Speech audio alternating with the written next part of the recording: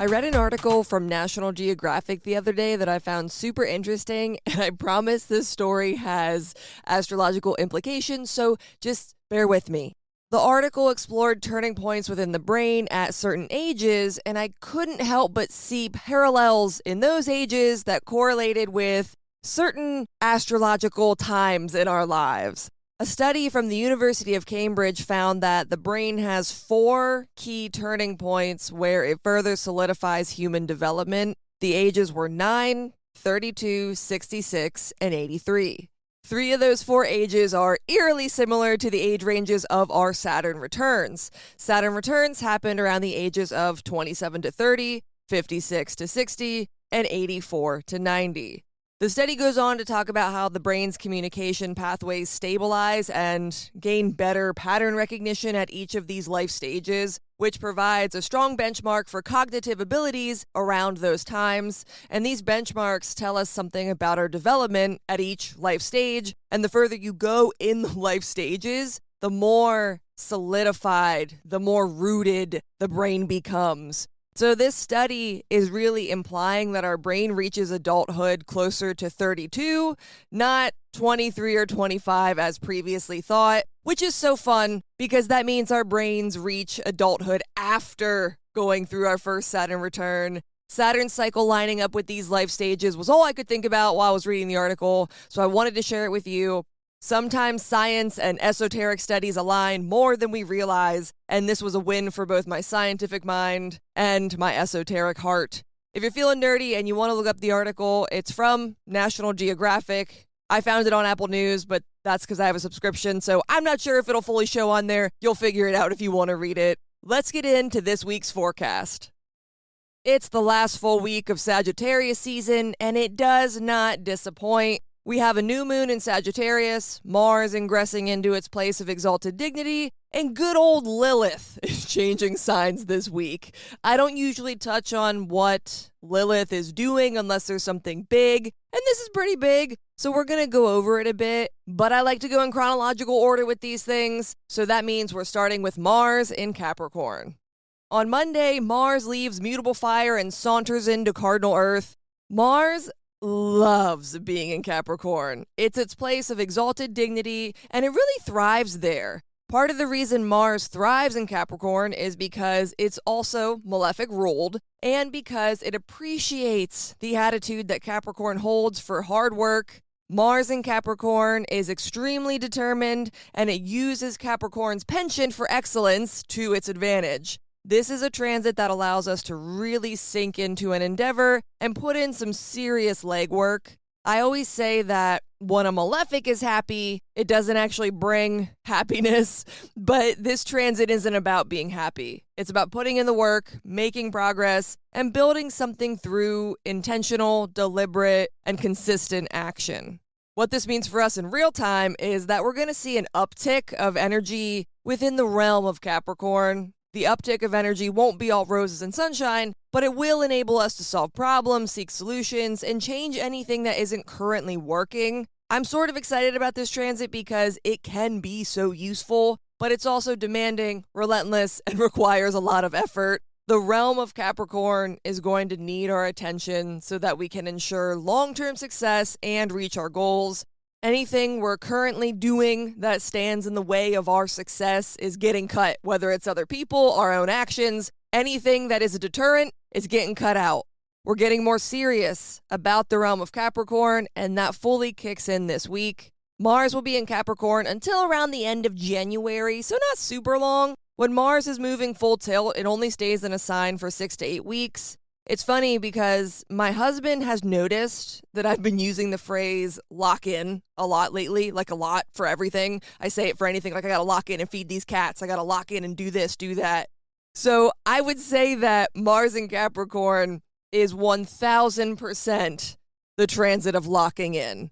Look to where Capricorn rules for you so you know where to lock in for the next few weeks.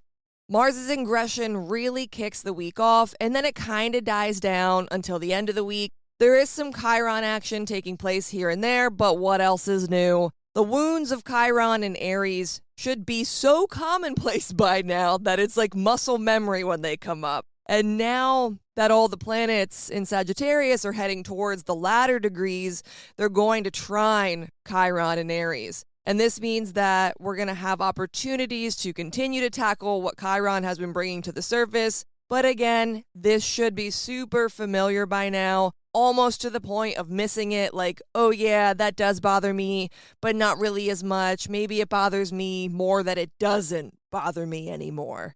Sagittarius's influence on Chiron's wounds will make us feel more optimistic than ever about healing and moving forward. So enjoy any progress that's made on that front this week, but also be on the lookout for the wound morphing and changing into something unrecognizable, because Jupiter is still squaring Chiron. That aspect is still exact. So the wound is going to morph, change, and new things are going to be brought up. New facets of the wound will emerge, but we'll be able to face them with optimism thanks to all the Sagittarian energy. One of those planets in the latter degrees of Sagittarius that I mentioned is the Sun, and we're ending Sagittarius season with a brimmingly optimistic new moon. It'll be a good time to reflect on the realm of Sagittarius and how this past season went for you. Did you seek adventure or try something new? Did you learn, grow, or feel stimulated enough in this area of life? How did you keep the fire lit, and how will you continue to keep that fire alive as the sun sets on the season of mutable fire? Those are some questions to sit with if you do any kind of new moon reflection. All these new moons at the end of the solar season that we've been having has been like these weird recaps of what went on, but also a good chance to review and then optimize moving forward. Overall, this new moon should be focused on whether or not you followed your truth, your spark, your passion, whatever you want to call it. If you didn't, this is a good time to set intentions around making a point to do so. Patrons, your lunar horoscopes go out later this week, so look for those soon on how to keep stoking the fire even after Sagittarius season dies out. The last thing I want to bring up for this week's energy is Lilith ingressing into Sagittarius, and this is Black Moon Lilith, as some people call it. I like to call it the lunar apogee. There's a couple Liliths, but I'm referring to the lunar apogee, so you can say lunar Lilith, lunar apogee, that's what I like to say. If you want to know where my views on Lilith stand, you can listen to the Lilith episode on Moon Matters. But basically, through both my personal experience and astrological research, Lilith is no good. People get upset by this take on Lilith, but time and time again, I see it in consultations, in transits, and in charts I use for research. Lilith is a power vacuum and not one that works in our favor. I'm not going to be going into it a bunch here. I have an article that I've been working on that I'm going to be putting out on Lilith. I've been researching it and working on it for a while now. And when Lilith ingresses into Sagittarius, it's my Lilith return. So I figured what better time than to release this during that period of time. But I do want to share one piece of information about Lilith that has always struck me. And that is that mythologically and religiously speaking, Lilith is known as a baby stealer, eater, and killer. Lilith's transit is 9 months long, the gestation period of a human child. So I'm just going to leave that there, and we'll come back to it when my article comes out. So what does Lilith ingressing into Sagittarius mean? For some people, not a whole lot. If you've had a consultation with me, you know that I only focus on Lilith when it's conjunct something. So unless you have natal Sagittarius energy, this won't really be all that big a deal. For all the people with Scorpio placements, that means that Lilith has stopped feasting on the realm of Scorpio, as well as the natal placements that it may have passed by for you. To all my fellow Sagittarian comrades, be mindful of Lilith's transit over the next 9 months. Lilith ultimately wants power.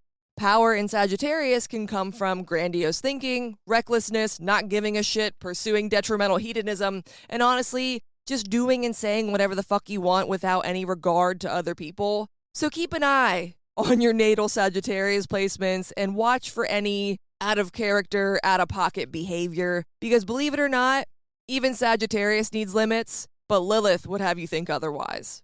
Enjoy the last week of Sagittarius season. Soon we'll be knee-deep in Capricorn energy and our noses will be glued to the grindstone. Make use of this week's new moon and think up inspired ways to keep your fire lit. Mars may be putting us to work, but that doesn't mean we can't have a little fun while doing it.